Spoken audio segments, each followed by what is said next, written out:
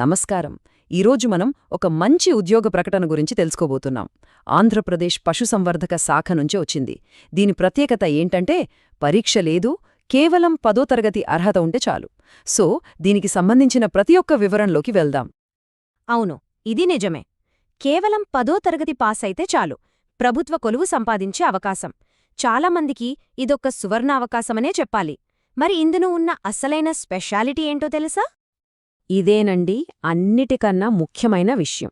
ఈ ఉద్యోగాలకి ఎలాంటి రాత పరీక్ష లేదు. అంటే పరీక్షల కోసం నెలల తరబడి చదవటం, ఆ టెన్షన్, ఆ ఒత్తిడి అలాంటివి అస్సలు ఉండవన్నమాట. ఇది దరఖాస్తు చేసేవాళ్లకి చాలా పెద్ద ఊరట కదా. సరే, పరీక్ష లేకపోతే మరి ఎంపిక ఎలా జరుగుతుంది అనే సందేహం రావచ్చు. సమాధానం చాలా సింపుల్. ఎంపిక ప్రక్రియ అంతా కేవలం 10వ తరగతిలో వచ్చిన మార్కుల మెరిట్ మీదనే ఆధారపడి ఉంటుంది. అంటే అకాడమిక్ ప్రతిభే ఇక్కడ ఉద్యోగాన్ని నిర్ణయిస్తుందన్నమాట. ఈ అద్భుతమైన అవకాశాన్ని అందిస్తోంది ఆంధ్రప్రదేశ్ ప్రభుత్వంలోని పశుసంవర్ధక శాఖ. ఈ శాఖ నుండి వచ్చిన అధికారిక నోటిఫికేషన్ వివరాలనే మనమిప్పుడు చూస్తున్నాం. సరే, ఇక అందరూ ఎదురుచూసే ముఖ్యమైన వివరాల్లోకి వెళ్ళిపోదాం.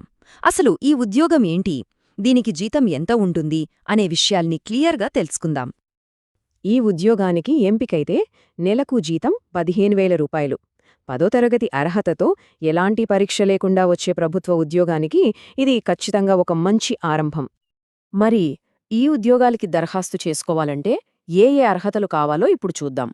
విద్యార్హత దగ్గర్నుంచి వయోపరిమితి వరకు అన్ని వివరాలను పరిశీలిద్దాం. అన్నింటికన్నా ముఖ్యమైన అర్హత కేవలం 10వ తరగతి పాసై ఉండటం. అవును, 10వ తరగతి పాసైతే చాలు ఈ ఉద్యోగానికి దరఖాస్తు చేసుకోవచ్చు. దీనివల్ల చాలా మందికి ఈ అవకాశం అందుబాటులోకి వస్తోంది. ఇక వయస్సు విషయానికి వస్తే జనరల్ కేటగిరీ అభ్యర్థులకు, రిజర్వ్డ్ కేటగిరీల అభ్యర్థులకు వయోపరిమితిలో కొన్ని తేడాలు ఉన్నాయి. ఆ వివరాలేంటో ఇప్పుడు చూద్దాం. వయోపరిమితి గమనిస్తే జనరల్ కేటగిరీకి వారికి 18 నుండి 42 ఏళ్ల మధ్య ఉండాలి.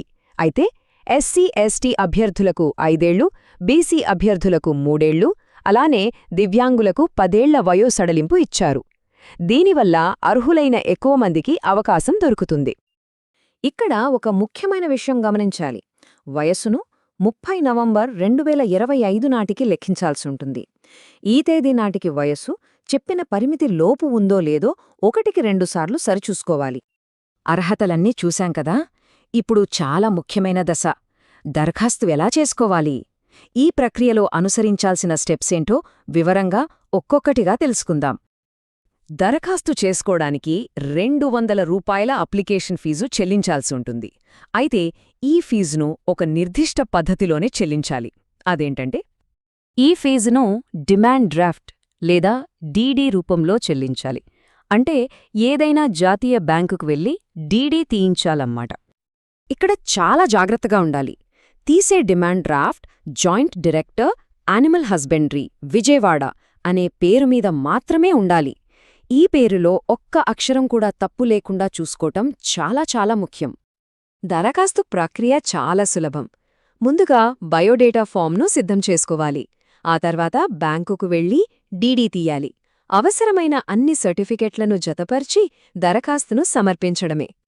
దరఖాస్తుతో పాటు జతచేయాల్సిన ముఖ్యమైన పత్రాలేంటంటే 10వ తరగతి మార్కుల మెమో, 4వ తరగతి నుండి 10వ తరగతి వరకు స్టడీ సర్టిఫికెట్లు, ఇంకా కుల ధృవీకరణ పత్రం. ఇవి తప్పనిసరి. ఇప్పటిదాకా అన్ని వివరాలు చూశాం కదా. 10వ తరగతి అర్హత, పరీక్ష లేకుండా కేవలం మెరిట్ ఆధారంగా ఎంపిక, మంచి జీతం, ఇవన్నీ చూశాక ఒక్కసారి ఆలోచించాలి. ఈ అద్భుతమైన ప్రభుత్వ ఉద్యోగ అవకాశం ఎవరికి సరిపోతుంది? అర్హత ఉంటే అస్సలు ఆలస్యం చేయకుండా ప్రయత్నించాలి.